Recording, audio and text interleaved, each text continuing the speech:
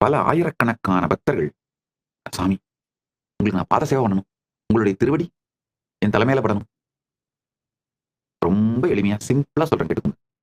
உபனிஷத் இந்த காலம்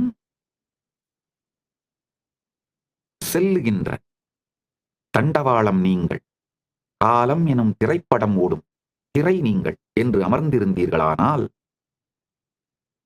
அதுதான் குருவடிக்கு திருவடி சேவை செய்வதற்கு உண்மையான திருவடி சேவை. அதுதாங்கய்யா உண்மையான பாத பூஜை. அதுதாங்கய்யா உண்மையான திருவடி தீட்சை. அதுதாங்கய்யா. ஏன்னா நல்லா புரிஞ்சுக்கோங்க, இந்த ரகசியத்தை மீண்டும் சொல்லுகிறேன். நாம ஸ்வபாவத்தினாலேயே ககனோ கர்மனோகதி இயங்குவதற்காகவே வடிவமைக்கப்பட்டவர்கள்தான் நாம்.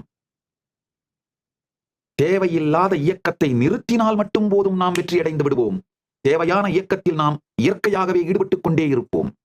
இந்த தேவையில்லாத இயக்கம்ங்கிறதுங்கயா, காலம் எனும் ரயிலில் நாம் அமர்ந்திருக்கும் நாமன்னு நினைச்சோம்னா, திரைப்படத்தின் பாகம் நாமன்னு நினைச்சோம்னா, எந்த திரைப்படத்தை நீங்க பார்க்கும்போது பாருங்க, ஒண்ணு அந்த ஹீரோவோட உங்களை அசோசியேட் பண்ணிப்பீங்க, இல்ல பெண்ணா இருந்தா ஹீரோயினோட அசோசியேட் பண்ணிப்பீங்க, ஏதோ ஒரு கேரக்டரோட உங்களை அசோசியேட் பண்ணிப்பீங்க, காமெடியனோடையோ இல்ல வில்லனோடையோ ஏதோ ஒரு கேரக்டரோட அசோசியேட் பண்ணிப்பீங்க.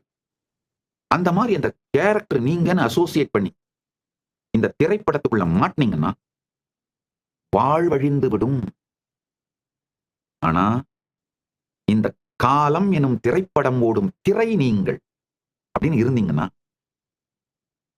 நிஜமான வாழ்வு அமையுங்க.